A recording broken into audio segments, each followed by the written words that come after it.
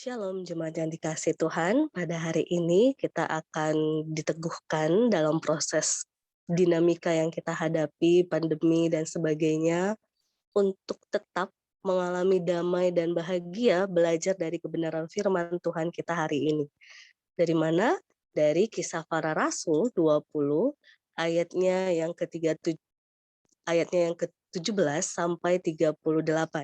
Kisah Para Rasul 20 ayat 17 sampai 38.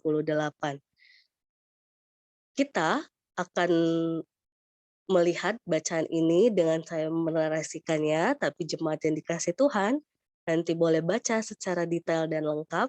Bagi yang ikut PD pagi pasti nanti kita akan bahas bersama-sama. Nah, jemaat yang dikasih Tuhan, saya ingin meneguhkan kita dari dinamika yang dilalui oleh Paulus ketika dia harus dipenjara dan dia masih punya kesempatan untuk berpamitan dengan jemaat ataupun penatua-penatua saat itu. Ia memberikan pesan-pesan yang di kalimat Paulus itu menunjukkan cara ia untuk tetap mengalami damai Tuhan dan tetap mengalami kebahagiaan yang datang dari Tuhan.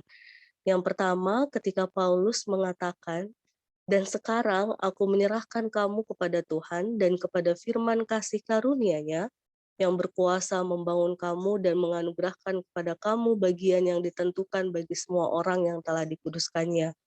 Di sini kalimat ini meneguhkan Paulus bahwa ketika ia tahu ketika jemaat ditinggalkan akan menghadapi banyak tantangan, ia menyerahkan kepada Sang Penguasa yang berdaulat atas kehidupan jemaat, sehingga ini membawa kedamaian tersendiri bagi Paulus. Yang kedua, ketika Paulus mengatakan, "Dalam segala sesuatu telah kuberikan contoh kepada kamu, bahwa dengan bekerja demikian kita harus membantu orang-orang yang lemah dan harus mengingat perkataan Tuhan Yesus. Sebab ia sendiri telah mengatakan, adalah lebih berbahagia memberi daripada menerima."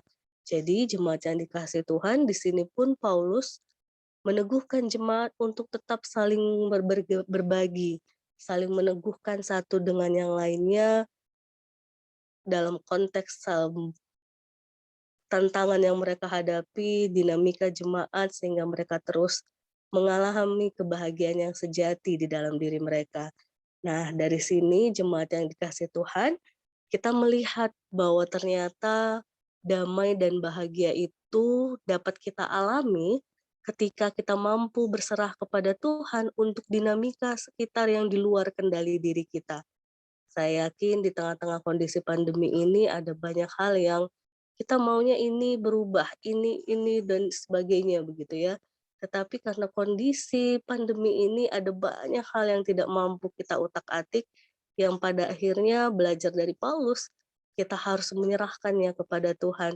Yakinlah Tuhan yang akan berdaulat, Tuhan yang berkuasa untuk mengubahkan segala sesuatu dan menolong jemaat, umat, ataupun pengikut Kristus untuk tetap beriman dan berpengharapan. Yang kedua, ketika kita mau damai dan bahagia, kita terus harus berusaha mampu memberi dan menjadi berkat untuk sesama di tengah-tengah kondisi kita.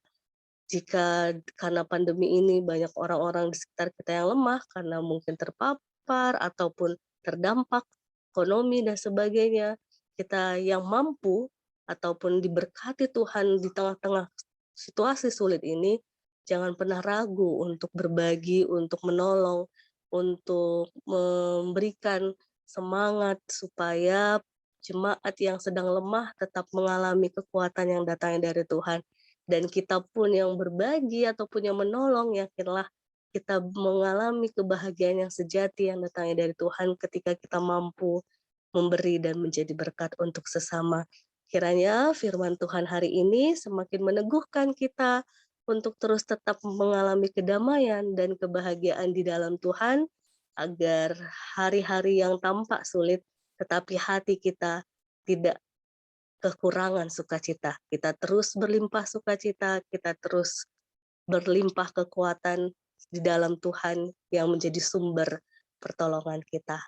Amin. Tuhan Yesus memberkati.